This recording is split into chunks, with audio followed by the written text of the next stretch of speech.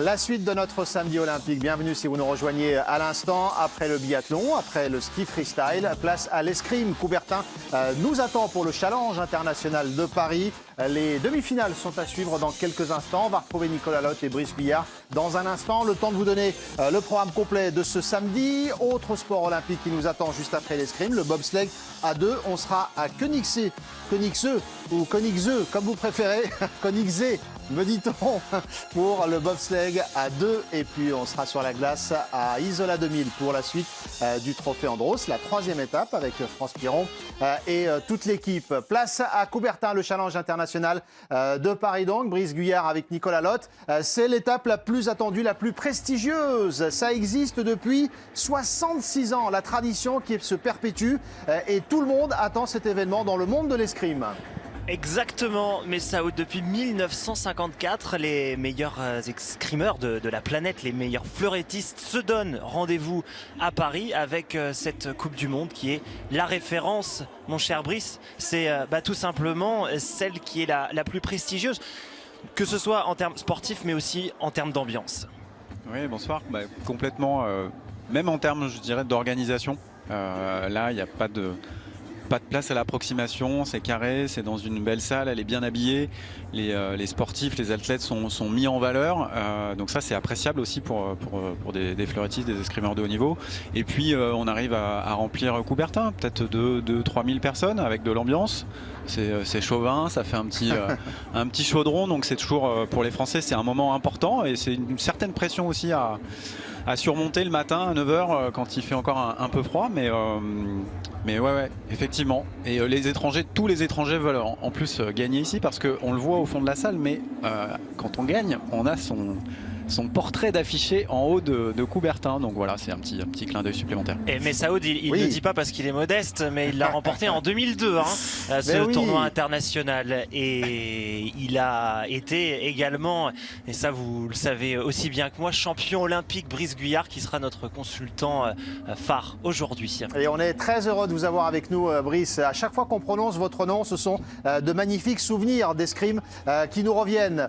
Brice Guyart avec Nicolas Lotte, et nous y sommes les amis pour poursuivre cette journée olympique. Place à ce challenge international de Paris. Et oui, avec dans quelques instants les demi-finales.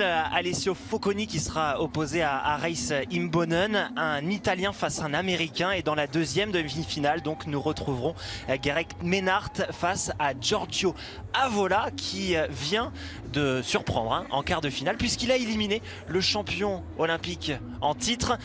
On y reviendra tout à l'heure lors de la présentation des différents fleuristes.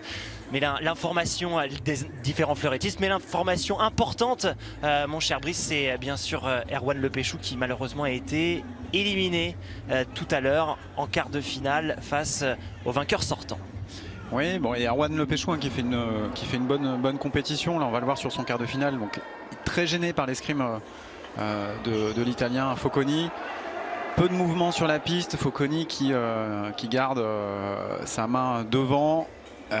Et qui trouve des cibles au ventre en coup lancé sur Erwan Lepechou. Et vraiment Erwan qui n'a pas pu développer de jeu. Tout s'est joué en milieu de piste et très frustrant pour Erwan Lepechou. Mais bon voilà, Erwan il a été un peu blessé au poignet à la fin de l'année dernière. Il a dû s'arrêter un bon mois. Il a 2 petites semaines d'entraînement dans les jambes. C'est un bon retour.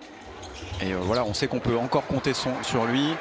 Erwan il est de 82, donc je compte plus les années, mais c'est déjà très beau. Ça reste le pilier de cette équipe.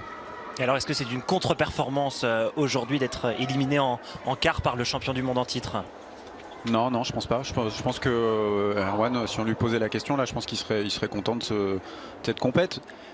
Après frustré parce qu'il va ressortir d'un match sur lequel il n'a pas trouvé beaucoup de solutions. Donc ça c'est toujours difficile pour la suite.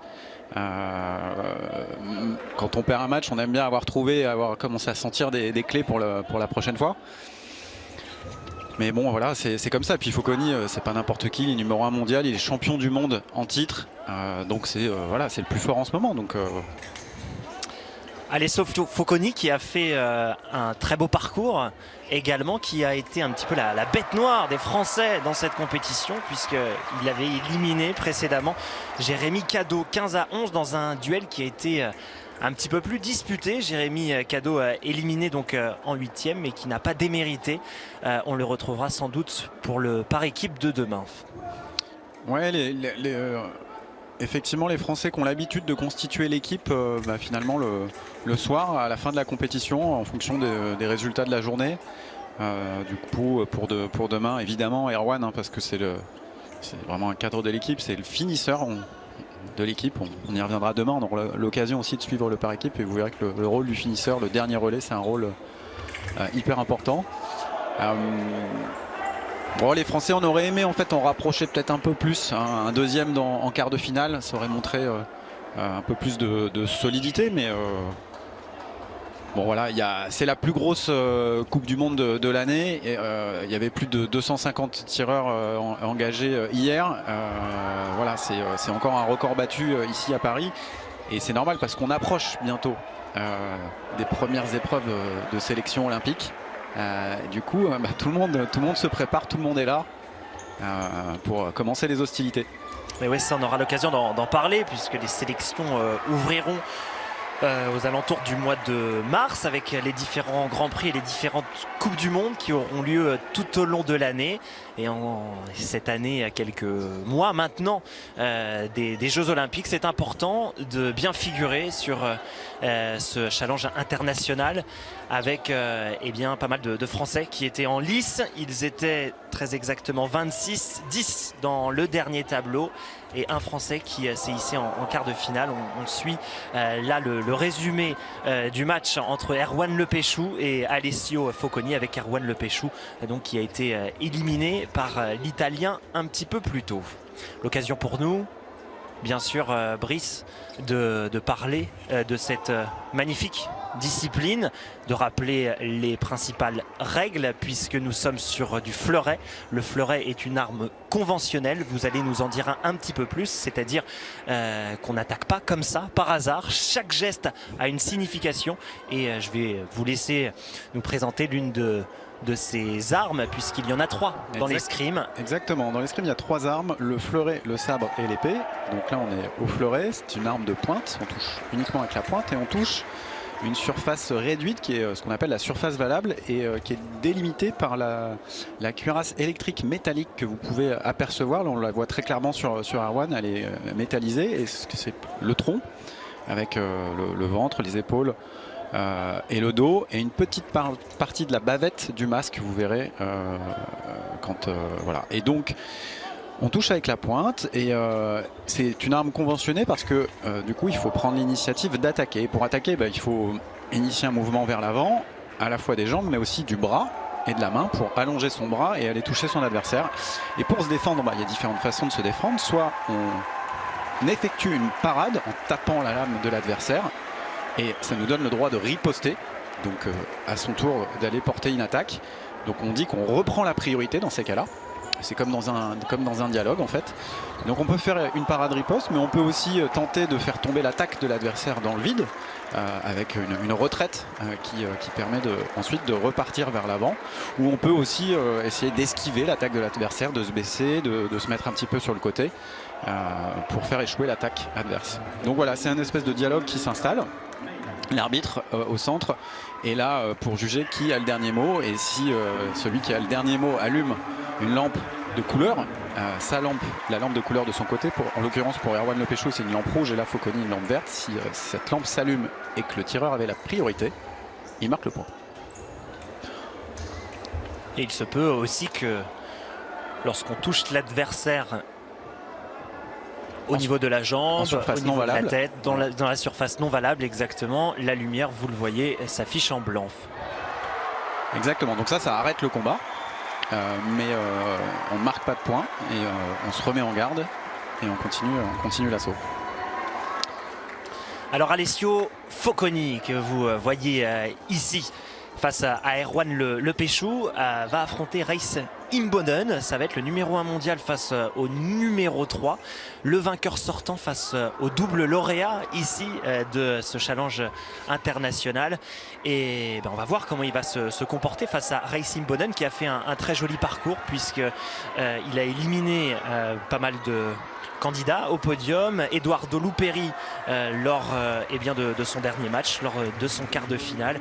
Lui qui avait remporté sa dernière Coupe du Monde en 2016. C'était au Caire. On va le retrouver dans quelques instants face donc à cet homme qui s'est qualifié face aux Français. Le dernier fleurettiste français en liste dans cette compétition, Erwan Le Péchou. Mais on a vu sur ces images, Brice, que Erwan Le Péchou était bien entamé, bien fatigué en entamant ce quart de finale. Ouais, mais bon, c'est normal parce qu'il a été raté avec son poignet, donc il lui manque en fait du physique spécifique, il lui manque du combat, typiquement de la séance d'assaut à l'INSEP. Il n'a pas pu en faire, donc il a essayé de s'entretenir avec des déplacements, des fondamentaux d'escrime, beaucoup de déplacements. Il a travaillé notamment là avec Lionel Plumnaille, l'entraîneur national. Lionel Plumnaille, ancien fleurettiste, partenaire. On a gagné ensemble une médaille d'or à Sydney en 2000. Donc un super coach. Gaucher aussi comme Erwan, petit gabarit. Ils se comprennent bien, ils s'entraînent bien ensemble. Donc voilà, je suis pas inquiet. Erwan, au courant de la saison, il va probablement monter sur des podiums en Coupe du Monde. Et voilà, il faudra compter sur lui encore cette année. Et j'espère le voir briller à Tokyo en 2020. Erwan Le Péchou, le quadruple champion du monde par équipe et vice-champion olympique à Rio. Cette équipe que l'on retrouvera donc demain lors du deuxième jour de compétition, et Erwan Le Péchou emmènera donc ses équipiers, on l'espère, sur le podium de cette compétition. Les Français ne l'ont jamais remporté, le par équipe de Coubertin. Je suis en train de me remémorer, mais effectivement, souvent on est très attendu et on n'arrive pas à aller au bout. Et là, demain, ça va être une grosse épreuve par équipe. Il y a plus de 30 équipes, donc ça va être très relevé. Ça va commencer très tôt le matin. Pour ceux-là qui sont encore en piste ce soir en demi-finale et finale, ça va clairement laisser des traces. Le voilà, le dernier tableau, le dernier carré avec Alessio Focconi face à Reis Imbonen. Giorgio Avola, autre Italien engagé dans cette compétition et qui a réussi à se hisser en demi-finale, affrontera Guéret Ménard. Ça va être un beau duel là aussi avec ces deux fleurettistes, le numéro 15 mondial face au numéro 13 mondial. Et donc ce tableau, vous le voyez, avec plusieurs Français qui étaient engagés. Jérémy Cadot qui a été éliminé par le champion du monde Focconi. Jérémy Cadot qui a fait un beau parcours. D'autres Français se sont fait éliminer un petit peu plus tôt. Ça a été le cas notamment de Julien Mertine, éliminé en 16e de finale face à Alexander Massialas. Et puis les autres Français qui se sont fait éliminer un petit peu plus tôt. Pierre Loisel qui s'est très bien défendu face au champion olympique Daniele Garozzo, éliminé en 16e de finale. Et ces garçons, donc, comme je vous le disais, on les retrouvera demain. Alors la composition d'équipe n'est pas encore sortie, mais pour faire une dernière digression équipe de France, Brice, les chances demain des Français par rapport à leur forme du moment? Je sais pas si il y a un Pierre Loisel, en fait, un jeune senior qui est rentré à l'INSEP. Il était à Châtenay-Malabry l'an dernier, donc au Krebs en junior. Il a intégré l'INSEP, il a fait une bonne compétition aujourd'hui. Il a fait un bon combat, vous l'avez souligné, contre le champion olympique Garozzo. Ça pourrait être un bon moment aussi pour peut-être pour le tester, mais il est encore jeune, donc à voir parce que là, il va falloir monter une équipe solide pour tenir toute cette saison avec des sélections. La première, je crois, Coupe du Monde sélective par équipe pour les Jeux. Ce sera en mai à Saint-Pétersbourg. Donc après, il faut tenir une équipe là qui soit bien soudée et qui bouge pas trop non plus. Parce qu'il y a des codes aussi à inscrire entre les tireurs, avec les entraîneurs. Il y a toute une habitude aussi à forger pour que ça tienne dans le temps et qu'il y ait voilà, des bons réflexes, des bons repères tout au long de cette phase de qualif olympique. Et on suivra ça tout au long de la saison. Je vous ai parlé de Julien Mertens qui avait été un petit peu la surprise l'année dernière puisqu'il était venu se hisser en demi-finale. Les voilà, les demi-finalistes avec Alessio Focconi qui sera donc opposé à Reis Imbonen. Et du côté des Italiens, Giorgio Avola, lui aussi avait créé la surprise l'année dernière en éliminant notamment Tibor Safin qui était à l'époque numéro 1 mondial. Le voilà de nouveau dans le dernier carré et il affrontera donc Guerec Ménard qui fait partie de vos favoris, Brice. Ouais, favori. Bah, si je dois donner un favori, là, J'avais peut-être pas le droit de le dire. Non, mais si je dois donner un favori, c'est plutôt celui qui sera vainqueur entre Focconi et Imboden sur le premier match. Après, Meinhardt, moi, c'est tireur de cœur parce que c'est un tireur que j'ai souvent rencontré. Je prenais beaucoup de plaisir à tirer. On prenait beaucoup de plaisir à tirer ensemble. C'était des matchs en général avec beaucoup d'allers-retours sur les 14 mètres de la piste. C'est un tireur élégant dans son style, dans son fleuret. Ouais, c'est un style que vous appréciez particulièrement. Je l'apprécie. On va voir contre Avola. Avola qui a tendance, un Italien, à bloquer le jeu. J'espère qu'il pourra quand même, Meinhardt, s'exprimer et nous faire du beau fleuret. Mais vous allez voir quand ça tourne, ça va très vite. C'est impressionnant. Et ça laisse place à de beaux combats. Mais déjà le premier match, ça va envoyer Focconi, Imboden. Ils se sont rencontrés plus de 8 reprises. Imboden a souvent eu l'avantage.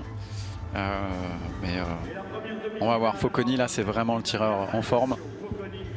Puis dans l'escrime moderne, ça peut aller très très vite. Hein. On l'a vu, Daniele Garozzo, le champion olympique, qui a fait un parcours quasi sans faute en éliminant à chaque fois ses adversaires lors des premières manches, lors de la première manche. Ça a été très efficace. Et bien, il est tombé tout à l'heure sur un os et n'a pas réussi donc à se qualifier pour cette demi-finale.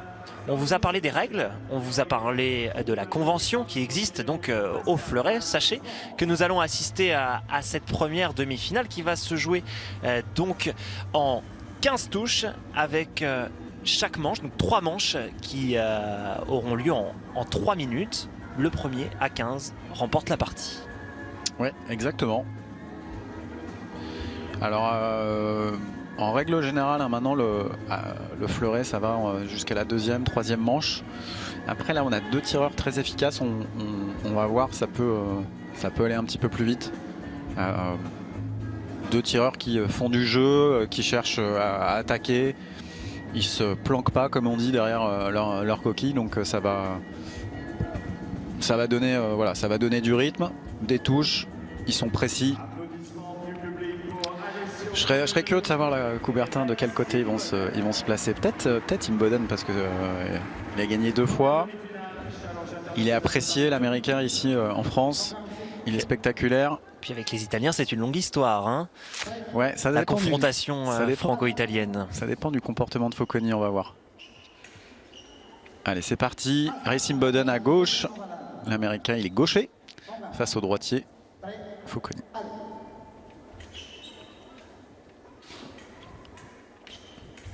Allez, petite observation. Pour l'instant, ils sont assez proches l'un de l'autre. Peu de rythme. Allez, l'attaque de l'Italien qui touche.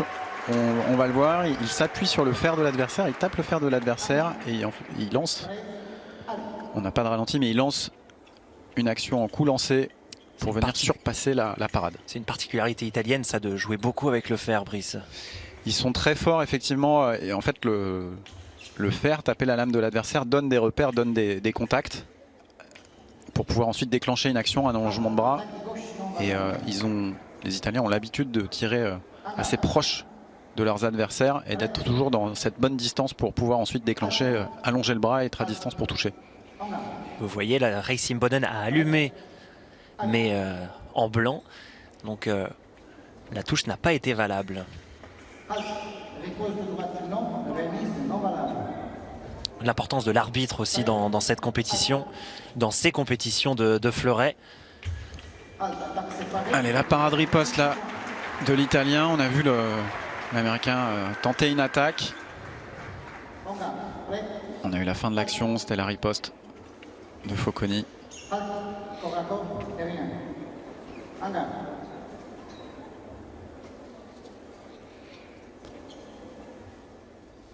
Alors, il y a une particularité, Brice, excusez-moi, pour que tous les téléspectateurs aient toutes les clés en main. La partie du terrain, la surface du terrain, là aussi, vous allez nous en dire un petit peu plus. On va voir les différents fleurettistes qui vont pousser à la faute l'adversaire et qui vont parfois aller carrément le titiller en bout de piste. Ouais, tout à fait. Il y a 14 mètres de piste et si l'un des tireurs dépasse la ligne de fond, en fait, il sera considéré comme touché. Il prendra une touche de pénalité. Ça peut arriver dans certains matchs. Et d'ailleurs, je pense que c'est ce qu'aurait intérêt à faire un peu plus Race Imboden là, parce que pour l'instant, le match se déroule plutôt en milieu de piste et l'Américain, il se fait contrer. Donc 2 tireurs qui utilisent pas trop de mobilité pour l'instant. Et ça, c'est Focconi qui impose un peu ce rythme-là. Allez, première touche pour l'Américain Race Imboden, c'est lui qui va vers l'avant. On va le voir, il va déclencher là, il avance et il finit en dessous au flanc sur la partie qui était masquée là. 3-1. Et c'est dommage parce que Race Imboden il développe une attaque mais il allume pas. Il passe à côté et Focconi lui allonge son bras et touche la cible. Retenez bien le fait que c'est toujours la priorité donnée à l'attaque. Mais pour marquer le point, il faut toucher, il faut allumer. Allez, une seule lampe. Et c'est du côté américain.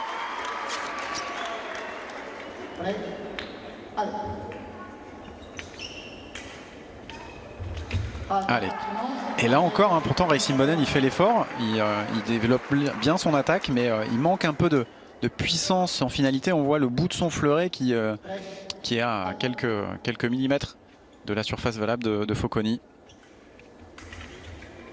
Allez, cette fois-ci c'est bon, au corps à corps, à courte distance. Imboden arrive à placer une riposte. Vous allez voir, il glisse son fleuret juste en dessous là. Et il est venu accrocher la surface valable.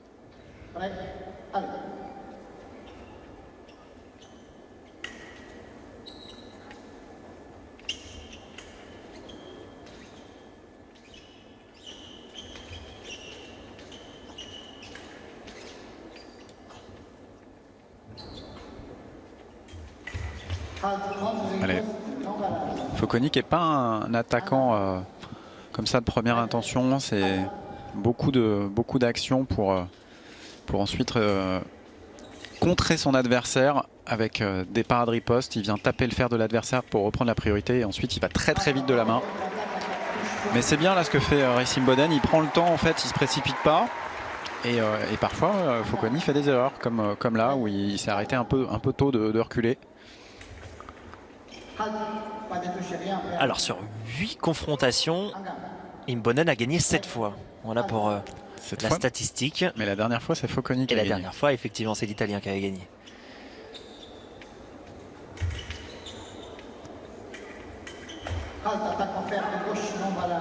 Allez, Imboden encore qui lance une attaque, ça finit dans le bras, pas de touche.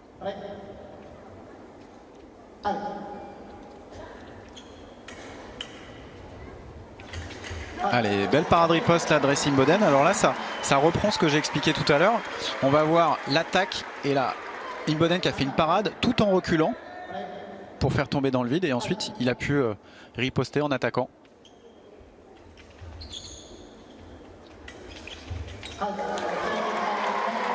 Allez, c'est bien là, l'Américain Imboden qui reprend l'avantage. Il se sert un peu de sa taille, lui aussi, pour faire échouer Focconi.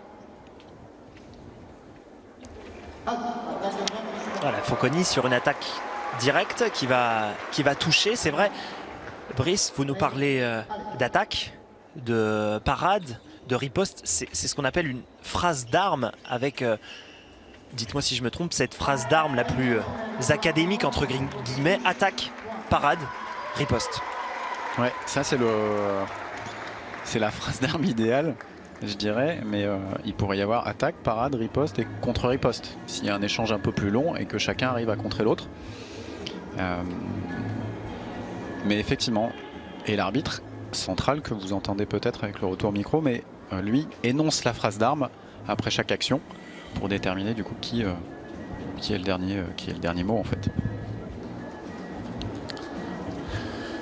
L'important, c'est également de se connaître. Je vous ai parlé du nombre de confrontations entre les deux fleurettistes. C'est important de connaître le jeu de son adversaire, de voir comment il évolue, de voir quelles sont ses positions de main, également ses positions défensives. Mais ils se travaillent tous à la vidéo, hein. Ils se repassent les vidéos de leur match. Ils regardent un peu, justement, par exemple, s'il y a un tireur sur Focconi qui a une victoire ou qui gagne sur Focconi, il y en a pas mal qui vont regarder la manière dont ce tireur a battu Focconi pour essayer d'analyser, reprendre des coups, reprendre des idées et vice versa, hein. Donc beaucoup de travail vidéo, à la fois pour analyser l'adversaire, mais aussi analyser ses propres défauts. Parce qu'il y a des choses qu'on peut faire sur la piste, on s'en rend pas forcément compte, où on a l'impression, une représentation de faire les choses d'une certaine façon, et en fait en vidéo on se rend compte que c'est pas ce qu'on avait ressenti sur la piste. Donc c'est aussi intéressant de se regarder et de travailler ensuite sur soi, et l'entraînement après c'est fait pour corriger, à la fois en séance d'assaut. Donc séance d'assaut, c'est contre à l'INSEP par exemple, entre les Français, donc des situations de match, ou à la leçon. Et la leçon, c'est avec un maître d'armes où on travaille des répétitions de coups. On ne parle pas de réflexe en escrime, on parle plutôt d'automatisme, puisque ce sont des gammes qu'on répète depuis des années, depuis qu'on commence cette arme. Ouais. Mais pour moi, il y a quand même du réflexe, parce que l'automatisme, ça voudrait aussi dire à chaque fois faire le même mouvement, dans une situation en réaction, faire le même mouvement. Et je trouve que ça va au-delà de ça. Il y a du vrai réflexe de combat. On voit des situations où parfois il y a des nouvelles touches d'ailleurs qui sortent et qui sont un peu créées, parce que des situations de proximité au corps à corps font que certains tireurs arrivent à sortir justement des automatismes classiques de touche. On peut voir des mains qui se lèvent, la pointe en l'air, et qui ensuite redescend sur la surface valable, une main qui passe. De retour ici à Coubertin pour le CIP 2019, deuxième manche de la Coupe du Monde de Fleuret, avec la victoire à l'instant de Focconi, l'Italien. Toutes nos excuses pour ce problème technique, indépendant de notre volonté. Tout est rentré dans l'ordre maintenant. On va pouvoir suivre la demi-finale, l'autre demi-finale dans les meilleures conditions. Excusez-nous. Voilà, on a vu que ce match entre Focconi et Imboden a tourné à l'avantage de l'Italien, mais pour vous rassurer, le match n'était pas forcément fantastique. Non, mais disons que ça, c'est le style d'Alessio Focconi. Il bloque un peu le jeu, il limite les déplacements, il est très très fort de la main, donc il va très vite de la main, donc il base tout sur ça, et du coup il bloque la mobilité. Et il reste plutôt sur ses jambes, petite distance, et donc ça bloque un peu le jeu. Il y a moins d'attaques de loin, moins de déplacements avant-arrière. On est plus sur un combat statique où finalement il fait échouer ses adversaires. Donc voilà.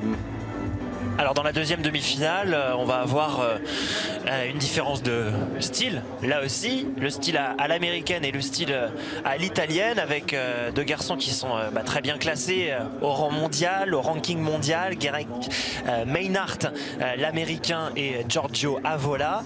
13e place mondiale pour l'italien, 15e place mondiale pour Gareth Maynard. C'est la première fois qu'il se hisse en finale de cette compétition. Et Giorgio Avola, quant à lui, l'année dernière, comme on vous le disait tout à l'heure en prenant l'antenne, avait créé la surprise en éliminant Tibor Safin. Lui qui avait été bronzé du côté de Rio. Tibor Safin d'ailleurs, pour la petite histoire, a été éliminé assez tôt dans cette compétition.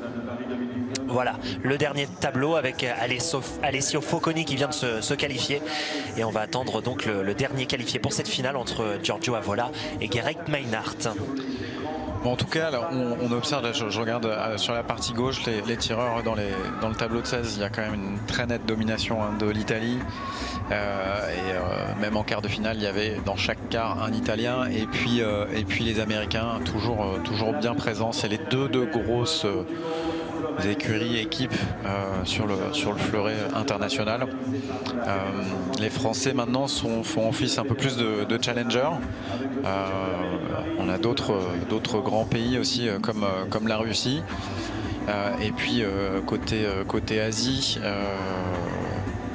une Chine qui est un peu moins forte qu'avant, et le Japon qui se prépare bien, je trouve, pour Tokyo 2020 avec des jeunes japonais. On les a vus tirer aujourd'hui, c'était intéressant. Ils se sont arrêtés pour certains dans le tableau de 16, mais ils sont en train de construire une équipe assez incroyable. J'ai hâte de voir ce que ça va donner encore, l'évolution pendant un an et demi. Et ouais, c'est vrai que la France est une nation phare de l'escrime, et là aussi particulièrement dans le fleuret. Notre dernier champion olympique, c'est vous, en 2004. Oui, les Français qui ont été médaillés d'argent du côté de Rio lors du par équipe, qui ont été multiples champions du monde, des championnats du monde d'ailleurs qui auront lieu à Budapest prochainement. Une année donc de championnat du monde avant d'entamer l'année 2020 avec bien évidemment les Jeux Olympiques. Ouais, donc des mondiaux et des Europes cette année qui vont avoir une saveur particulière parce que dans la course à la qualification olympique, ça compte un petit peu plus. Les Europes, en tout cas les championnats continentaux, je dis Europe pour les Européens, mais ça compte, c'est un coef 1,5. Les mondes, eh ben, c'est un coef 2. Donc l'équipe qui sera championne du monde cette année, elle a quand même de fortes chances de se retrouver au jeu derrière.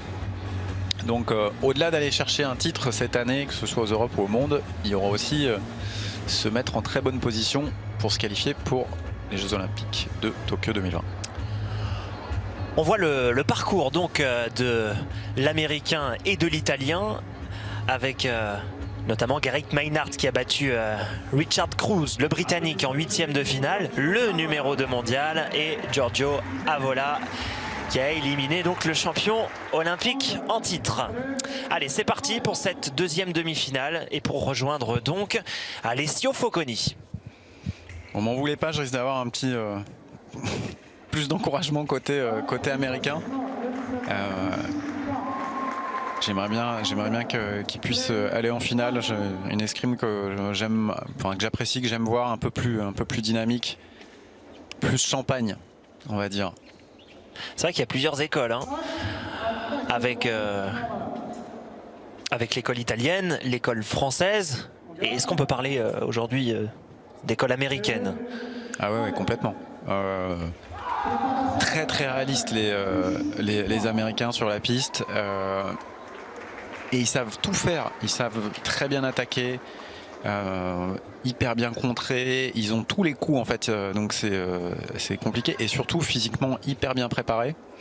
On sent qu'ils font énormément d'escrime, et on sent aussi que en fait ils ont l'habitude dans toute la saison de faire des training camps. Ils s'entraînent dans les pays aussi dans lesquels ils font les compétitions, et du coup c'est une vraie force parce que ça leur permet aussi de toujours tirer contre des adversaires un peu différents et de pouvoir derrière s'adapter facilement. Donc nous à l'INSEP on essaye aussi d'ouvrir un petit peu l'INSEP et de ne pas rester trop entre Français, et pouvoir de temps en temps accueillir des nations étrangères, parce que voilà, on en a besoin, de varier l'adversité, les styles, pour pouvoir derrière en Coupe du Monde s'adapter plus facilement. Les États-Unis qui ont terminé 3e des derniers Jeux Olympiques. Allez, c'est bien là, Gareth Maynard, vous allez voir, prise de fer, vous la voyez, il attaque et il finit en surface valable au niveau de la poitrine. Avola, lui, ne fait qu'une contre-attaque, il allume sa lampe, mais il n'a pas la priorité.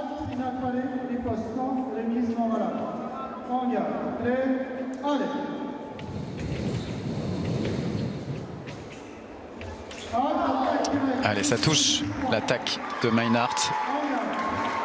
Très bien exécuté. On a vu la fin de l'action, mais ça a touché.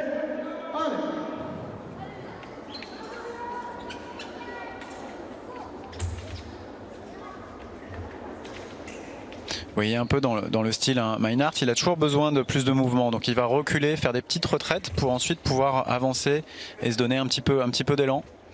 Avola, c'est le style un peu plus aussi sur les jambes, un peu comme Focconi tout à l'heure, peu de déplacement. Et donc là, c'est l'attaque de Maynard. On l'a vu, il a commencé son déplacement vers l'avant, il s'est jamais arrêté, il a porté une touche dans le dos de son adversaire en utilisant la flexibilité de sa lame, il a fait ce qu'on appelle un coup lancé. Et Avola porte réclamation, ou du moins il demande la vidéo, mais selon vous, il n'obtiendra pas gain de cause. Voilà, ça a été confirmé par l'arbitre. Chaque tireur a le droit à 2 jokers vidéo, tant qu'il a raison. Quand il demande la vidéo et que l'arbitre lui donne raison, il conserve ses cartouches, comme on dit. Mais en tout cas, là, voilà, on a grillé une. Et ça peut avoir de l'importance sur une fin de match.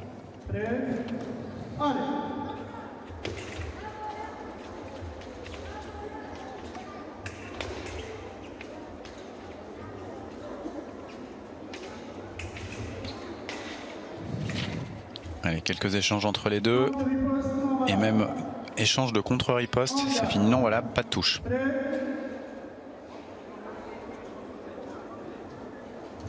Ah voilà, qui retournait un peu plus au fond, prendre un conseil de son coach.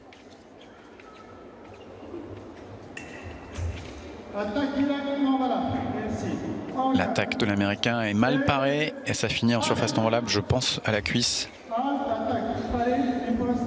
Ah voilà qui s'en veut là au pré-aller. Il a déclenché une action en milieu de piste un peu naïve. Il a failli se faire sanctionner. La riposte de l'Américain est non volable, heureusement. Maynard, c'est un fleurettiste qui a 28 ans et qui avait déjà brillé en France, alors pas sur le challenge international, mais sur les championnats du monde qui avaient été organisés en 2010, où il avait pris notamment une 3e place à Paris. Alors on va préciser même où c'était parce que ce lieu, c'était au Grand Palais. Ce lieu a de l'importance dans les années à venir, puisque le Grand Palais en 2010 avait accueilli l'escrime et ça s'était tellement bien passé, c'était tellement incroyable et spectaculaire comme lieu pour accueillir un sport de combat comme celui-ci que, du coup, dans la perspective des Jeux Olympiques et Paralympiques de Paris 2024, évidemment le Grand Palais est l'une des infrastructures retenues pour l'escrime et pour le taekwondo. Donc on aura le plaisir d'assister à ces 2 sports de combat avec à peu près 8-9 000 personnes dans des tribunes aménagées sous la nef du Grand Palais. Toujours des lieux assez spectaculaires. Il y avait des championnats du monde qui avaient été organisés à Nîmes en 2001 dans les arènes. Ah oui, ça, j'y étais, je m'en souviens, c'était incroyable. Et il y avait bien 5000 personnes, c'était une ambiance de folie.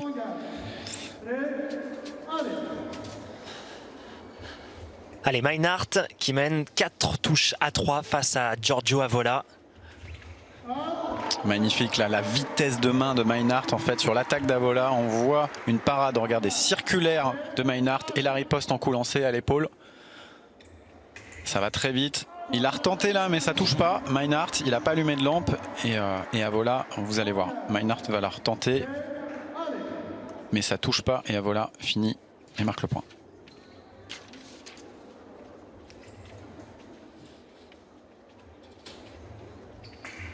Ouais, belle action lancée là de Giorgio Avola. Il a bondi vraiment. C'était bien masqué en flèche et vous avez vu la pointe se déposer sur l'épaule droite de l'Américain. Alors pour parler peut-être un peu de la pointe, en fait c'est une tête de pointe qui est montée sur un ressort et il faut du coup appuyer sur cette tête de pointe et déclencher 500 grammes minimum de pression pour que la touche puisse s'allumer.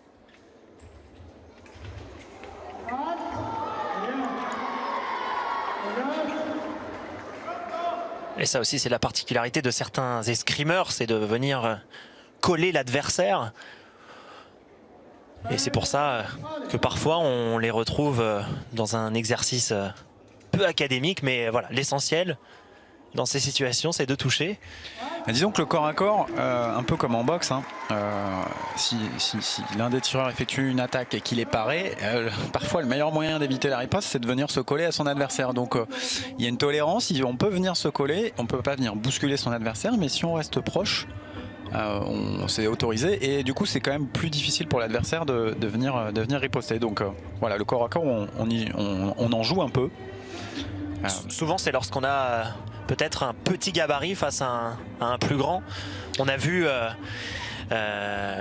du côté de Coubertin, si vous y étiez ce matin en début d'après-midi, Erwan Le Péchou par exemple affronter des gabarits beaucoup plus grands que lui et de venir pas mal se coller. Notamment Miles Chamley-Watson qui a été champion du monde il y a quelques années, qui est très grand, il doit faire 1m95 et du coup les grands gabarits au corps à corps sont forcément moins à l'aise que les petits gabarits, donc voilà, effectivement Erwan sur un tireur comme ça, il sait que quand il est en difficulté ou qu'il a été pareil, il faut qu'il tout de suite il colle son adversaire sans se mettre en faute.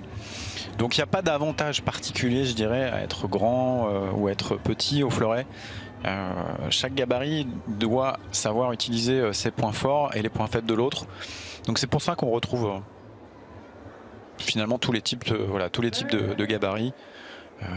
Pareil, à un moment on parlait beaucoup des gauchers. Bon bah là voilà, on voit qu'il y a deux droitiers. J'allais vous poser la question. Tout le monde a ses chances. Enfin à ce niveau-là en fait il n'y a plus de. Finalement le gaucher c'est plutôt dans les petites catégories quand on est jeune que les gauchers ressortent plus. Parce qu'un gaucher il a l'habitude de rencontrer des droitiers. Et puis un droitier il a l'habitude de rencontrer des droitiers et rarement des gauchers. Donc au début c'est toujours difficile quand on est jeune et puis là à haut niveau maintenant on sait tous comment tirer ce type d'adversaire. Et lorsqu'on tire quelqu'un sur sa même main, ça pose problème? Du coup droitier ou gaucher? Pour un droitier je dirais que non parce que c'est vraiment la plupart des matchs, mais gaucher c'est un peu plus rare. Mais c'est juste la distance qui change. Alors là c'est un peu technique, mais en fait quand vous mettez un droitier contre un gaucher, en fait les deux armes se retrouvent du même côté, ça rapproche la distance, donc mécaniquement les deux tireurs sont un tout petit peu plus proches. Donc ça demande un peu plus de rigueur pour pas se lancer trop vite des jambes, pour pouvoir ensuite ajuster la pointe. Parce que si on se lance trop vite, on se retrouve trop proche. Et là, on n'a plus le temps d'ajuster la pointe. Le fleuret, il est relativement long. Plus la longueur du bras, il faut réussir à recoller la touche. Et Maynard, toujours en recherche de mobilité, toujours des petits pas vers l'arrière pour ensuite retourner vers l'avant et se donner du rythme comme ça. Dommage, ça allume pas. Il y a eu un non valable avant de l'Italien Avola. Une deuxième demi-finale très très serrée, hein, comme lors de la précédente, avec deux garçons qui s'observent. Et pour l'instant un duel qui tourne à l'avantage de Giorgio Avola. Allez, il faut absolument que Guérec remonte même derrière pour la finale, pour qu'il y ait un peu plus de l'ambiance à Coubertin, que le public prenne parti un peu.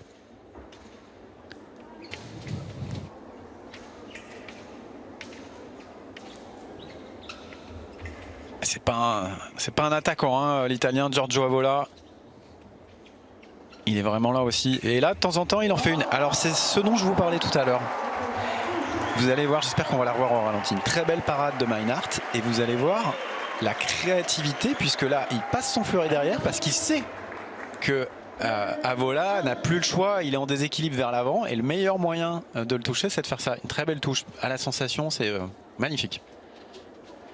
Et puis ce qui est incroyable, c'est la réactivité, parce que c'est tellement intense physiquement, nerveusement n'en parlons pas. Il faut être extrêmement lucide. On est dans une demi-finale au CIP, qui est le plus gros événement de fleuret à travers le monde. Et il arrive quand même à rester encore lucide, l'Américain. Là, un petit peu moins, en tout cas sur cette action. Il est reparti très vite. Alors que la différence de tout à l'heure, c'est qu'il a effectué sa parade et il a pris le temps de mettre sa riposte. Il était bien posé. Là, il se fait inspirer un peu par le combat.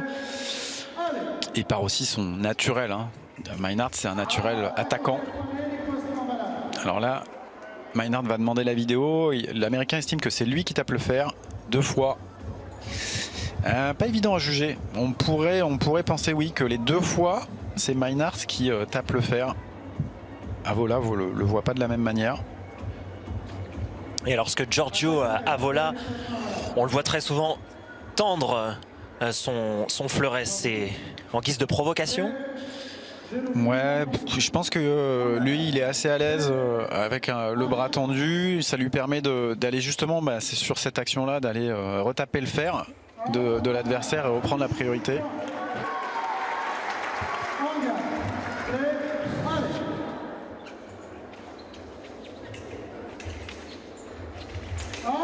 Allez, Meinhardt là qui fait parler pas que sa taille mais sa rapidité aussi. Vous allez voir sur les petites marches de l'Italien, il va allonger son bras et d'un seul coup reculer très vite et contrer avec une parade l'action finale de l'Italien. 10-10. Meinhardt qui est bien revenu dans cette deuxième manche.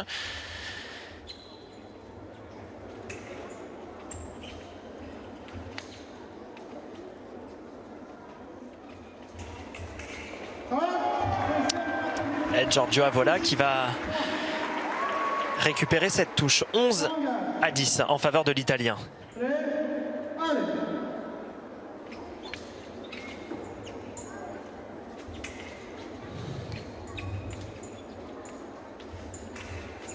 Il contre bien Avola, donc Meinhardt est bien surpris là. Toujours, hein, il amène ses attaques par des petites retraites, ça lui donne du rythme. Et elle est directe à la poitrine. Allez, la prochaine.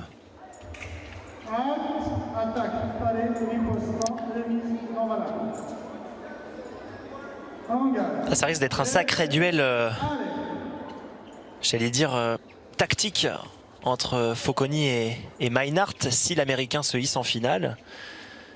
Parce que Focconi, dans la lecture de son jeu, il va falloir se lever tôt. C'est un peu comme Avola là, c'est le même style qu'Avola mais encore plus efficace. Donc ça va être compliqué. Là on voit Meinhardt qui rate. En tout cas c'est Avola qui fait rater Meinhardt en se tournant. Il perturbe un peu la précision de l'Américain. Vous me parliez tout à l'heure qu'Erwan Le Péchou a eu du mal à trouver des solutions et était complètement bloqué face à Focconi.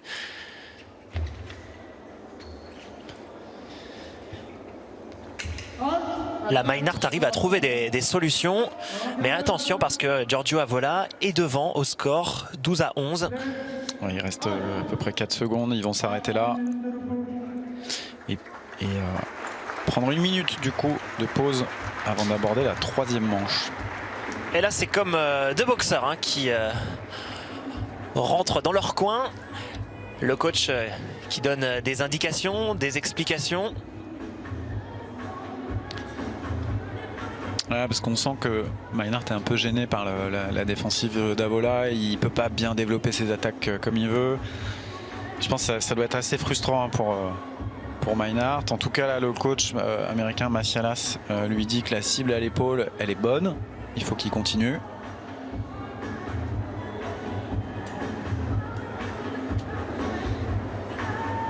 Coubertin rempli pour cette finale, donc ce premier jour de compétition, ou du moins ces premières phases finales disputées ce samedi.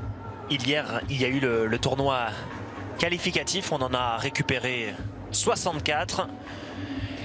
Et je vous rappelle donc, si vous nous rejoignez à peine, que 26 Français étaient engagés dans cette compétition. 10 se sont qualifiés pour le dernier tableau. Il en restait un tout à l'heure en quart de finale qui a été éliminé. C'est Erwan Le Péchou face à Alessio Focconi. Allez, reprise. Dernière manche. Il faut aller en 15. Alors Meinhardt, comment doit-il se comporter? Prendre des risques maintenant? Pas se précipiter, il faut qu'il crée cette mobilité avant-arrière, qu'il essaye de mettre en mouvement Avola, parce que si Avola se met en mouvement, il va commettre des erreurs, et là Meinhardt pourra en profiter. Voilà, très bien, l'attaque qui touche. Il est obligé, Meinhardt, de passer par cette phase d'avant-arrière, et ça va perturber Avola. Fin de match, là, on revoit les meilleurs moments de Meinhardt.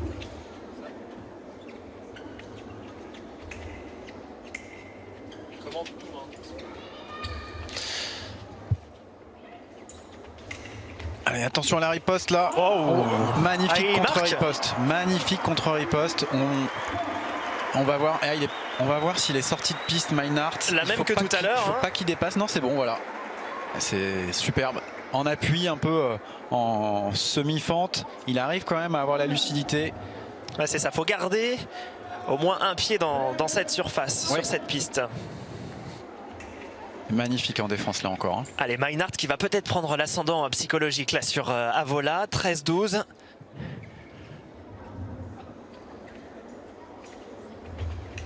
Ouais, bien Meinhardt. Dès qu'il crée du mouvement, et ben Avola, ça l'oblige aussi à rattraper des jambes. Et là, Meinhardt saisit bien l'avancée d'Avola, qui est un peu bras court. Il arrive à allonger son bras et se sauver pour allumer seul. À une touche de la finale, Brice. Une touche de la finale pour Gerrit Meinhardt, l'Américain. 15e au rang mondial. Lui qui a battu Richard Cruz lors du tour précédent, en 8e de finale, le numéro 2 mondial. Et qui a éliminé par la suite son compatriote Alexander Massialas, 15-14, dans un match âprement disputé. 15e au rang mondial, ça peut paraître loin, mais en fait, après cette Coupe du Monde, avec les points qu'il marque, il va peut-être rentrer dans les 10 très vite. En fait, ça se joue à peu de points là, dans la zone entre le 6e et le 16e mondial. Et ça bouge très vite entre chaque compétition. Donc voilà, Meinhardt qui va, je pense, réintégrer un rang qui est plus du sien. Là, il était un peu loin, Meinhardt. Il a déclenché une attaque de trop loin. Il n'a pas surpris du coup Avola. Belle parade là, en carte d'Avola. Il riposte direct, bien amené par l'Italien. Ah, j'ai peur que ça finisse à 14 partout. Nicolas, je sens que ça va finir à 14 partout.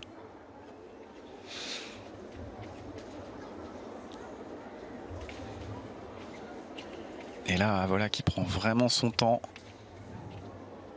Meinhardt toujours en train d'essayer de chercher de la mobilité. Bien stoppé ça. Gerrit Meinhardt qui va donc se qualifier pour la finale et qui va affronter Alessio Focconi, le numéro 1 mondial. Quel parcours de l'Américain et une très belle deuxième demi-finale.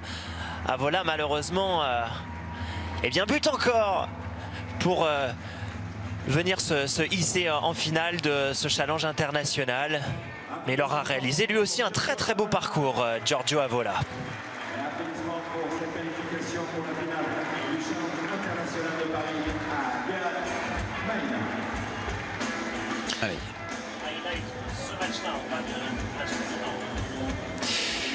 Et on va revoir les meilleurs moments de ce match que vous venez de suivre en notre compagnie entre Gerrit Meinhardt et Giorgio Avola.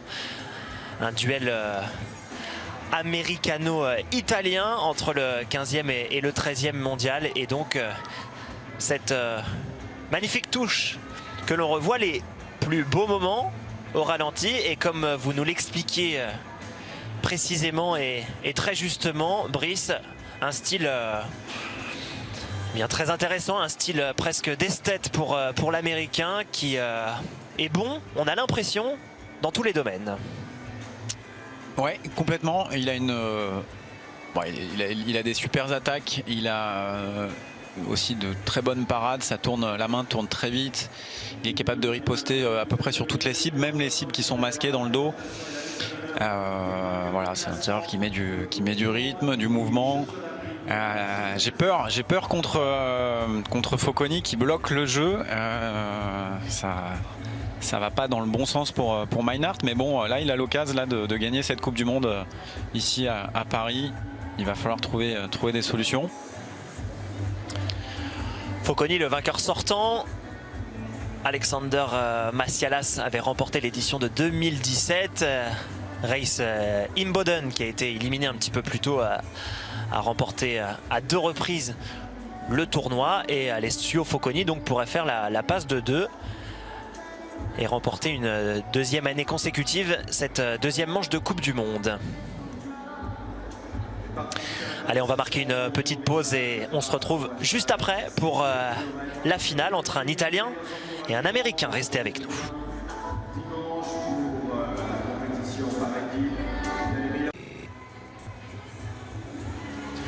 De retour ici à Coubertin dans l'antre du fleuret mondial avec eh bien, nos deux champions, nos deux finalistes qui vont s'opposer dans quelques instants. Gareth Meinhardt qui a pris donc le dessus il y a quelques instants face à un Italien, Giorgio Avola, et puis un autre candidat donc à la victoire, celui qui est tout simplement le vainqueur sortant, c'est Alessio Focconi qui s'est défait un petit peu plus tôt de Race Imboden. Voilà pour le dernier tableau avec deux garçons au style assez différent, Brice, deux styles différents qui pourraient eh bien, tout simplement nous offrir un joli spectacle. Si Focconi n'est pas trop sur la défensive, on peut avoir pourquoi pas mal d'ouverture du côté de l'Amérique. Ouais, Focconi va rester quand même sur son jeu, mais je pense que Meinhardt, bon, déjà ils se connaissent bien, je pense qu'il arrive à s'en sortir. Alors que là, un petit hommage à l'écran de notre Teddy Riner de l'escrime, Yannick Borel, épéiste. Il a été champion du monde cette année en Chine. Donc la Fédération française d'escrime lui rend hommage devant le public de Coubertin. Yannick Borel qui est aussi champion olympique par équipe à Rio en 2016. Voilà, c'est un peu le cadre de cette équipe de France d'escrime. Yannick qui est en train de revenir de blessure aussi au poignet. Hein, chez les escrimeurs, c'est souvent les avancées qui prennent donc poignet, mais ça peut être l'épaule droite aussi, mais la jambe avant, le genou, la cheville. Et on a plaisir à retrouver Yannick Borel.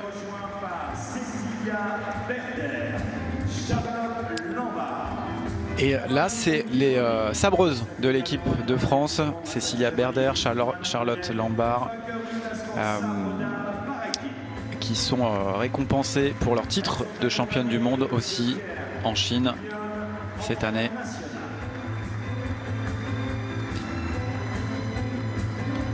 Ouais, Caroline Keroli, pardon. Et des championnats du monde qui ont souri aux sabreurs, aux épéistes français, avec la deuxième place aussi d'Isaora Tibus au fleuret.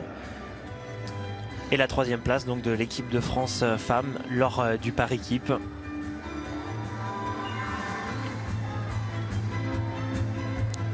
Voilà une moisson intéressante pour les épéistes et pour les sabreurs. C'était un petit peu plus compliqué pour les fleurettistes. Ouais, il manque là Manon Brunet aussi pour compléter cette équipe de France de sabre. Et là, alors c'est sympa, c'est les jeunes, c'est les fleurettistes juniors qui sont récompensés. Ils ont été champions du monde par équipe également. Et on retrouve alors maintenant il y a deux de ces garçons qui ont intégré l'INSEP, dont Pierre Loisel qu'on a vu tirer dans la journée, et Maxime Poty.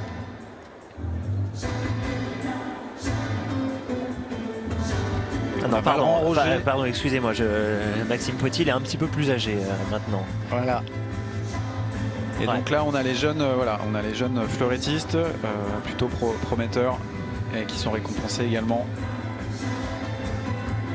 Et Pierre Loisel qui s'est très bien comporté puisque il a tiré face aux champions olympiques et il s'est bien défendu précédemment en perdant de 5 touches et en titillant l'Italien champion olympique.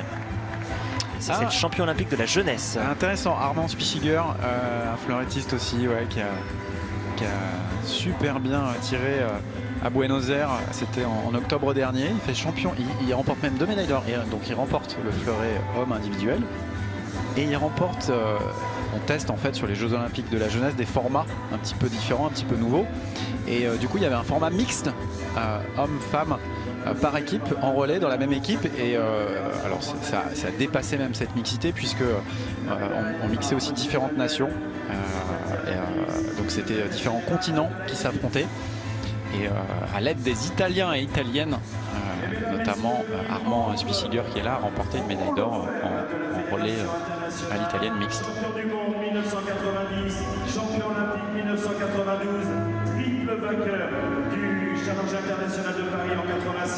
Alors là, je pense qu'on parle d'un fleurettiste Philippe Omnes, puisque champion olympique au fleuret, il n'y en a pas beaucoup. Philippe Omnes qui a été donc champion olympique en 92, était ensuite directeur technique national de la Fédération française d'escrime et qui a gagné 3 fois, je crois, ici à Paris. Ouais, les Français qui se sont imposés à 20 reprises lors de ce tournoi international.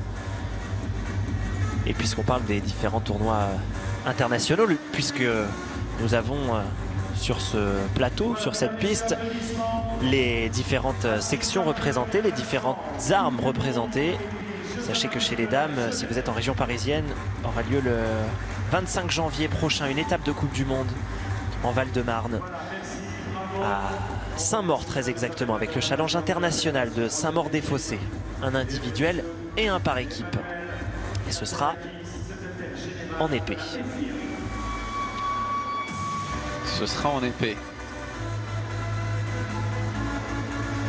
J'ai tiqué, mais parce que la ville de Saint-Maur est très active et ils ont organisé à plusieurs reprises des épreuves de Coupe du Monde, à la fois au fleuret féminin et à l'épée dame.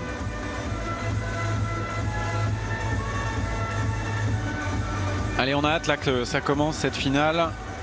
Mais effectivement, il fallait laisser un temps de récupération suffisant à Guerec Meinhardt. Il a le droit à 10 minutes dans le règlement. Mais bon, 10 minutes, c'est un peu... c'est un peu léger. Sévère. Ah ouais, c'est quand les organisateurs laissent uniquement 10 minutes, c'est un peu dur quand même. Donc là, il y avait peut-être 15 bonnes minutes entre les deux. Et ouais, puisqu'il tire depuis tôt ce matin pour certains, avec l'enchaînement des différents matchs. Et forcément, puise dans les organismes, il est un peu plus de 18 h. Et malgré l'impact physique et nerveux que le fleuret procure, on a vu Meinhardt et Focconi encore plutôt pas mal physiquement. Tout à l'heure, Erwan Le Péchou était très essoufflé dans un quart de finale qu'il a disputé où il s'est beaucoup employé. En fait, ce qu'il faut se rendre compte sur ces journées, c'est un peu des journées marathon, parce que au-delà des combats qui sont très intenses, donc c'est pour aller jusqu'en finale, la finale c'est le 6e combat de la journée. Mais entre-temps, à chaque fois, il peut y avoir entre 1 heure et 2 heures de pause. Bon, alors plus on va loin, plus les matchs se rapprochent. Mais du coup, à chaque fois, c'est reprendre un échauffement, une préparation physique, un échauffement, reprendre son fleuret, se réchauffer avec un partenaire ou avec son maître d'armes, quoi. Donc en fait, au-delà des matchs, c'est aussi savoir se remettre sous tension, faire repartir la machine, arriver bien chaud. Il n'y en a aucun qui se permette d'arriver sans se réchauffer. Et c'est plus la gestion dans le temps, dans la durée de ces compétitions qui est difficile, et garder l'influx nerveux. Mais parfois aussi avec un petit peu de fatigue en fin de compétition.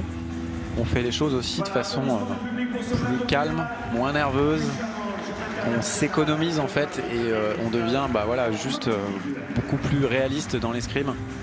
Donc ça c'est intéressant parce que toute la nervosité finalement, le stress est passé.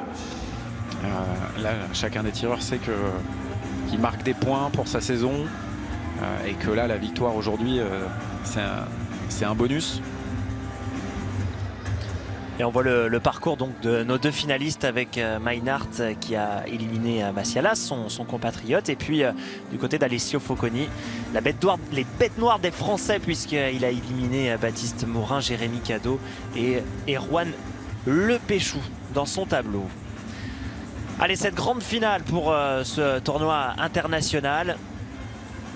Cette grande finale entre un Américain et un Italien, Alessio Focconi, champion du monde en titre, vainqueur ici l'année dernière, le vainqueur sortant donc, qui avait marqué les esprits aussi, puisque c'était sa première grande victoire d'envergure. Alessio Focconi opposé à Gerrit Meinhardt, qui a terminé à 2 reprises sur le podium, 2 fois 3e, mais jamais qualifié pour la finale. Et Focconi qui attaque. Et Focconi qui attaque.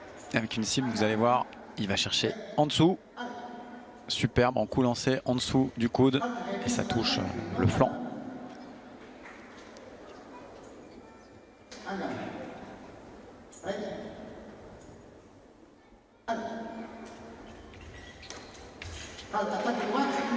Deuxième touche pour Focconi.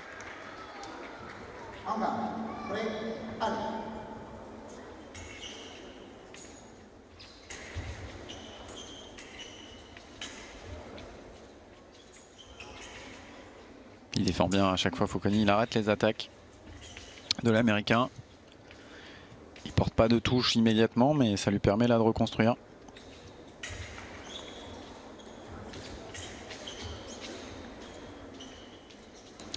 C'est plus Meinhardt qui attend Focconi. Et pour l'instant, ce n'est pas une stratégie qui tourne à son avantage avec Focconi qui va marquer une 3e touche.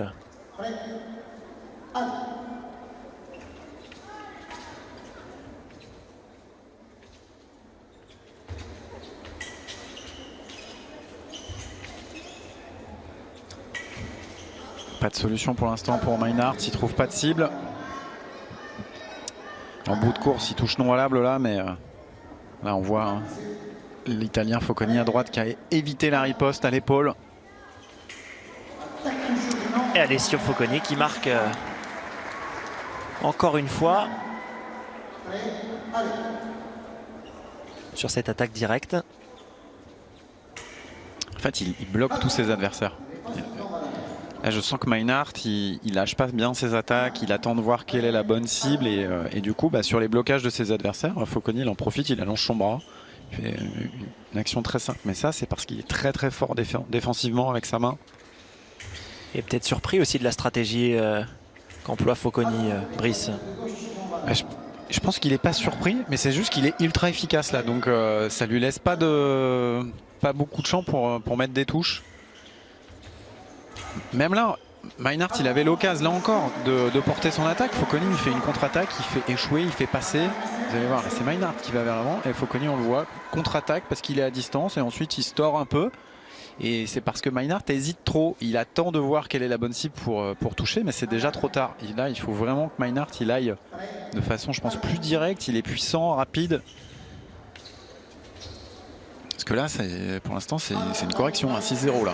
6-0, attaque. Et puis là, on peut pas, là, je peux pas incriminer Focconi de ne pas attaquer. Hein. Ouais. Il fait les deux là. Mais il défend tellement bien, il blinde quoi, comme on dit. Ces garçons qui se sont rencontrés 5 fois, 4 victoires pour Focconi.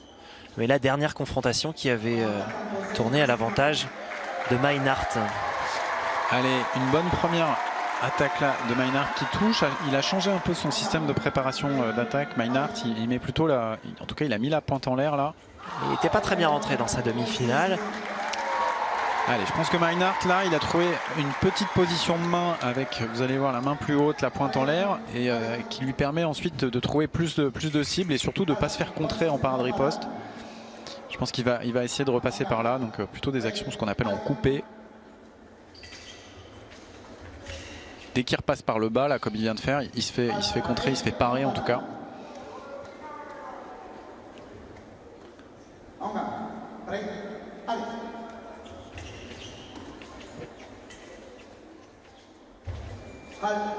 Il s'en sort bien, Meinhardt là, c'était l'attaque de l'Italien qui finit non valable.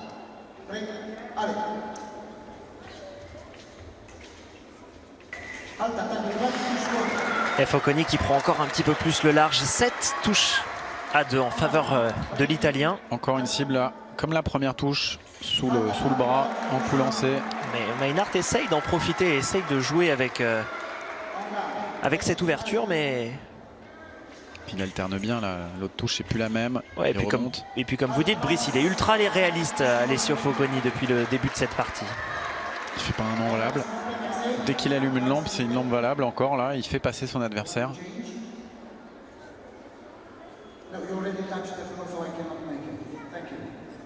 Allez, changement d'arme de Fleuret pour Meinhardt qui hésitait un peu. Donc dans ces cas-là, on change. Ça fait aussi du bien à la tête de changer d'arme. Là, ça peut permettre de casser un peu le rythme de son adversaire, de repartir, de réfléchir un peu, de se dire qu'est-ce que je remets en place, quelle tactique, quelle est ma prochaine touche. Ça permet de se remobiliser un petit peu. Mais bon, là ça va être compliqué là.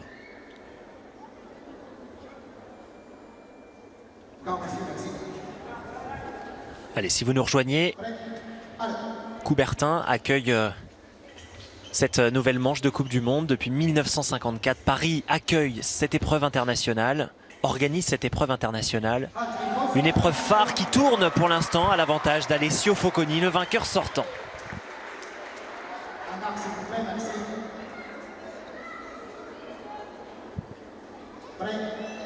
Ah ouais, Focconi est d'une efficacité redoutable depuis le début de cette finale. Allez, il va marquer quand même Meinhardt. Ouais, pour lui. Alors, touche validée.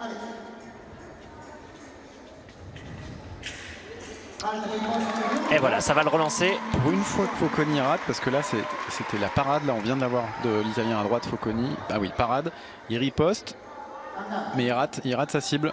Pour pas grand chose, hein. Ouais.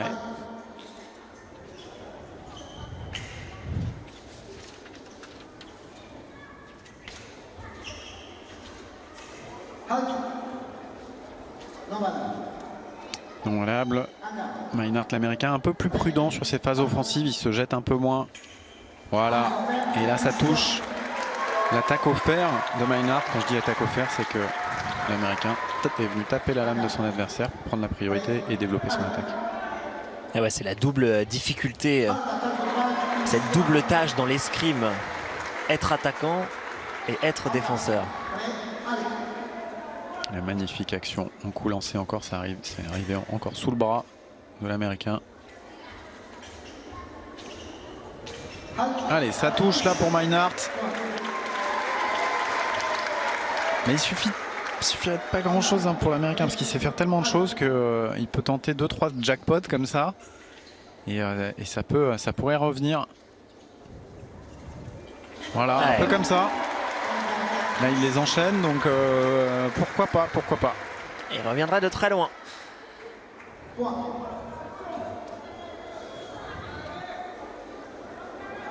Ça va le déstabiliser, Focconi.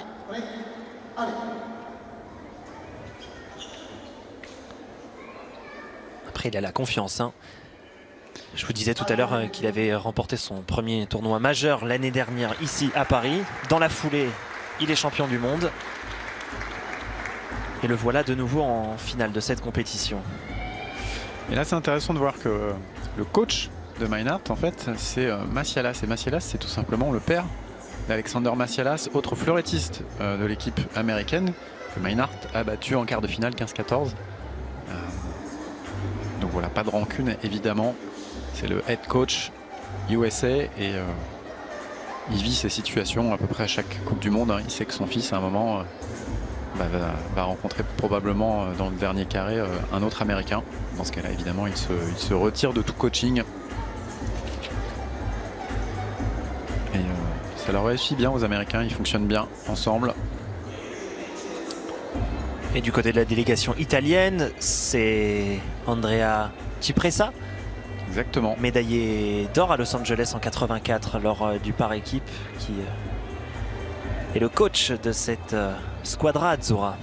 Ce qui est intéressant aussi, c'est que là on ne le voit pas à l'écran, mais c'est que les Américains ils sont aussi coachés par un autre champion olympique italien, Stefano Cerioni.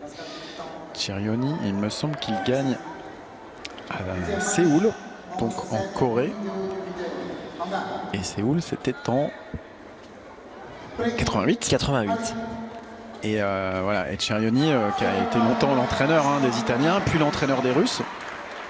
Et Cerioni qui est désormais aux États-Unis et qui a un rôle auprès des Américains. L'escrime italienne qui s'exporte.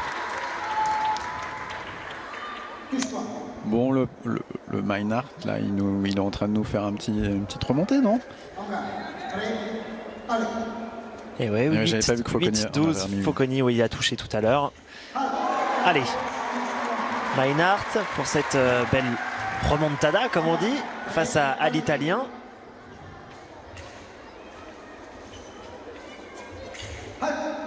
Allez, dommage, c'est l'attaque de l'Italien non valable, elle est mal parée par l'Américain. Allez, ça touche là pour Maynard encore. Allez, subtilement, encore une fois, dans le dos de l'Italien. Je pense qu'il y a de la place là-haut. Quand je dis là-haut, c'est en cible haute, à l'épaule de Foconi. Allez, Foconi là qui met la pression. Ah, magnifique. Rien à dire, franchement. Ça fait 2-3 fois qu'il se fait attaquer. Là, il se décide d'aller vers l'avant. La petite virgule. Et puis attention, ça tombe en dessous encore. Ça fait plusieurs fois, 4 fois qu'il le touche sur cette cible. Et je pense que Foconi il va continuer à remettre la pression, à acculer un peu son adversaire. En tout cas, il trouve plus de failles, Garrick Maynard, dans cette deuxième partie de match, avec de nouveau cette touche.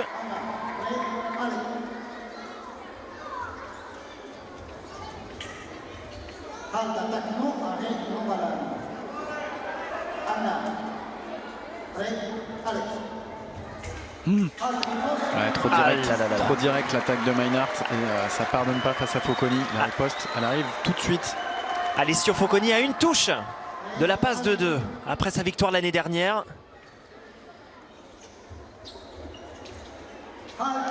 Allez, Maynard qui redonne encore un petit peu de suspense à cette finale. 12-14. Et voilà, Alessio Foconi qui remporte une nouvelle fois ce challenge international de Paris, ici à Coubertin. Après 2018, le voilà de nouveau sur le toit du monde. C'est beau, parce que c'est rare 2 fois de suite. Il va avoir le privilège d'avoir son portrait dans Coubertin. Il va falloir trouver 2 photos différentes. Mais ouais, Foconi, c'est très très fort là ce qu'il fait. Et il va falloir compter sur lui encore cette saison, le champion du monde en titre. Ça va être très fort, c'est un tireur évidemment qu'on retrouvera à Tokyo en 2020. S'il continue comme ça, il peut évidemment jouer la gagne et succéder à un autre Italien, Garozzo, qui a gagné aux Jeux de Rio en 2016. Et ouais, l'Italie qui a encore une fois pignon sur rue ici à Coubertin, les Italiens qui s'imposent de nouveau avec Alessio Foconi. Lui qui a battu plusieurs Français lors des précédents tours. Le champion du monde en titre qui a tenu son rang de favori et qui vient s'imposer une nouvelle fois. Alors là, vous voyez là, la personne à droite, c'est le médecin officiel qui vient lui demander de signer pour le notifier d'un contrôle antidopage. Voilà. Ah, c'est pas un autographe. Non, pas vraiment. Donc ça là, c'est vraiment sur toutes les épreuves de Coupe du Monde, le vainqueur, le deuxième, et l'un des 2 troisièmes, je crois. Ils passent tous, en tout cas en escrime, au contrôle antidopage. Donc là, il est venu lui notifier. Il a 1 heure pour se présenter. C'est ce qu'on appelle un chaperon en cyclisme. Je sais pas si on a la même appellation en escrime.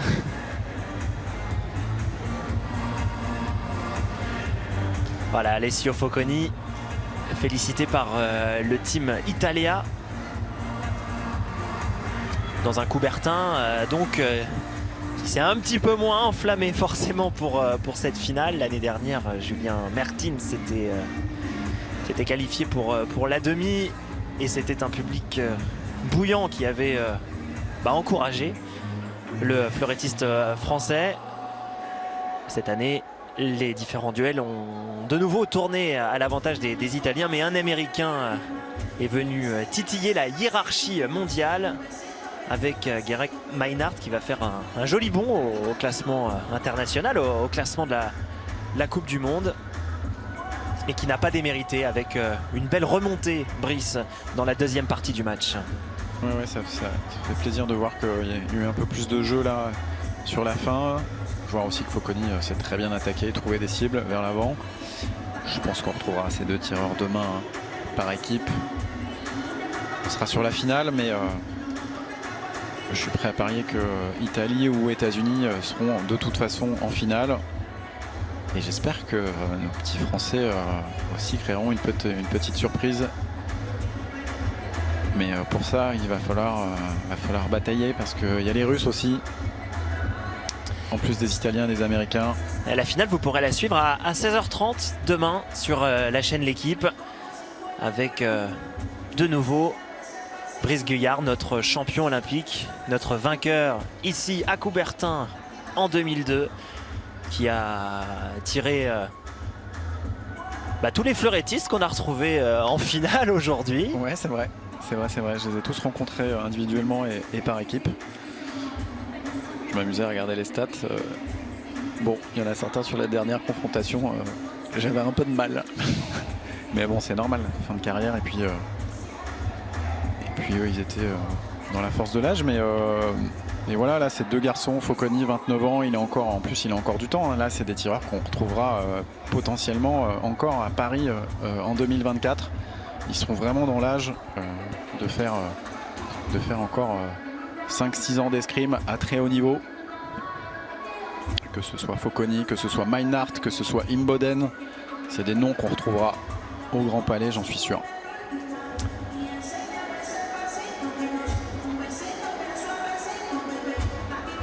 Et on espère qu'on vous a donné envie de vous initier à l'escrime. Si vous voulez pousser la porte du club local, n'hésitez pas. En parlant des différents clubs qui existent un peu partout en France, j'en profite pour remercier le cercle d'escrime du Pays de Grasse avec mon, entre guillemets, maître d'armes, Carole Garrido, qui m'a donné de précieux conseils. Voilà la finale qui s'est disputée aujourd'hui ici à Coubertin et qui a tourné à l'avantage de l'Italien Messaoud. Oui, on va vivre le podium, la remise des médailles ensemble dans quelques minutes. Un petit bilan, Brice, de cette journée avant d'évoquer l'épreuve par équipe de demain. La mitigée. Ouais. Mitigé, on a quand même notre leader Erwan Le Péchou qui arrive jusqu'en quart de finale, qui montre qu'il est présent, il est au niveau. Après, il se heurte à un Focconi qui gagne aujourd'hui, donc il se heurte à l'homme le plus en forme. Ce qui est dommage, c'est les autres Français derrière. On sent que ça peine un peu à se rapprocher du carré final. Un Enzo Lefort qui s'est arrêté aujourd'hui au premier tour face à un Italien, mais je savais que ce serait difficile pour Enzo, il m'en a parlé avant le match. C'est vraiment un style de jeu qu'il n'appréciait pas. Maxime Potier aussi sur un premier tour qui s'arrête. Beaucoup de Français qui s'arrêtent très tôt dans la compétition. On a vu aussi beaucoup de matchs perdus à 14, alors que les Français menaient. Donc il se faut remonter au moment où il faut mettre la dernière touche. Ça aussi, c'est quelque chose qu'il faut travailler. C'est pas nouveau, ça a déjà été identifié du côté des Français, mais il va vraiment falloir aussi bosser ces points-là parce que sur un championnat du monde ou même dans la perspective des Jeux, il ne faudra pas griller une cartouche de trop quand on sera à 14. Le dernier vainqueur français, Enzo Lefort, c'était en 2014 et juste avant lui, Erwan Le Péchou en 2011. C'est Erwan Le Péchou, celui qui donne le plus de regrets peut-être aujourd'hui parce que c'est celui qui était le plus capable d'aller faire mieux aujourd'hui. Ouais, clairement dans ce qu'il a montré. Après, il fait un beau parcours. Tous les matchs aujourd'hui, c'était des matchs sérieux, bien construits. On voit un Erwan Le Péchou qui est capable de monter sur un podium et pourquoi pas de gagner encore cette saison. Je pense que si ça avait été quelqu'un d'autre que Focconi en quart de finale, voilà, on aurait eu une ambiance de folie ici à Coubertin. Mais en tout cas, non, encourageant pour Erwan, plus inquiet pour le reste. Mais bon, j'espère qu'ils me feront mentir demain par équipe. Ah justement, qu'est-ce qui nous attend demain pour l'épreuve par équipe? L'ambiance sera survoltée pour accompagner cette équipe de France, j'imagine. On l'espère avec bien tout simplement les champions du monde en titre qui seront présents et puis les Français bien sûr. Alors justement Brice, je ne sais pas si vous avez exactement la composition de l'équipe de France. Elle se fait quelques heures avant la compétition par équipe, mais on est sûr que de toute façon on aura Erwan Le Péchou qui sera le capitaine, on aura Jérémy Cadot qui a très bien tiré tout à l'heure. Vous faisiez référence aux performances des Français, faut pas oublier que Jérémy Cadot a été l'un des seuls à véritablement titiller Foconi aujourd'hui. On a une belle équipe de France qui pourrait, pourquoi pas, oui, créer la surprise demain, puisqu'ils ne font pas partie des favoris mais des outsiders. Alors demain, les Français, je ne connais pas encore la composition de l'équipe, mais les Français tireront à 9 h contre l'Irlande. Allez, pas besoin de se lever tôt. Les Français gagneront contre les Irlandais. En tout cas, c'est totalement à leur portée. Et ensuite, dans le tableau de 16, en 8e de finale, ils rencontreront une équipe à pas prendre à la légère. C'est la Grande-Bretagne. À 10h30, et ça c'est un match un peu coup près parce que en Grande-Bretagne il y a notamment un tireur qui s'appelle Richard Cruz qui est numéro 2 mondial et qui est un leader qu'on n'a pas retrouvé dans le carré final, qui s'est arrêté dans le tableau de 16 je crois aujourd'hui, mais qui pose des difficultés aux Français, notamment aussi à Erwan Le Péchou. Ouais. Donc ça va être un match coup près pour les Français, et ensuite ils iront probablement sur la Russie en quart de finale, donc il y a du taf. Et on profite de ces images, Brice et Nicolas, pour se projeter sur demain, le match de Le Péchou face à Foconi, qu'on revit ensemble en ce moment. Qu'est-ce qui a manqué à Erwan Le Péchou pour faire mieux encore aujourd'hui? Là, Erwan, il lui manque, en fait, il s'enferme dans le jeu de Foconi. Là, tout ce qu'on voit, c'est Foconi qui impose un rythme, et donc c'est un non-rythme. Rester en milieu de piste, et du coup Erwan s'est enfermé en milieu de piste. Je pense qu'il n'en a pas conscience de ce qui s'est passé sur ce match là, Erwan, mais Erwan il doit refuser là de rester dans ce milieu de piste. Il doit reculer, Erwan, essayer de faire venir Foconi, il doit essayer de le pousser sinon au bout de son terrain, mais jusqu'au bout, dans la zone grise qu'on voyait derrière, et il s'est enfermé dans ce milieu de piste, et donc c'est un manque de lucidité, je pense, tactique aussi, pour se laisser d'autres possibilités. Et il s'est enfermé dans le point fort de son adversaire. Eh bien, on le retrouvera demain pour mener cette équipe de France. 16h30 pour l'épreuve par équipe dans ce challenge international de Paris. C'est le meilleur de l'escrime qu'on vous offre tout au long de ce week-end sur la chaîne Équipe. Une courte pause, on vivra le podium avec la remise des médailles à Coubertin. On filera à Koenigsee pour le bob à 2, la suite de la Coupe du Monde. Et on verra toutes les images fortes du jour, avec notamment le Paris Saint-Germain qui est en train de s'imposer à Amiens, 3 buts à 0 pour le moment. A tout de suite après une courte pause.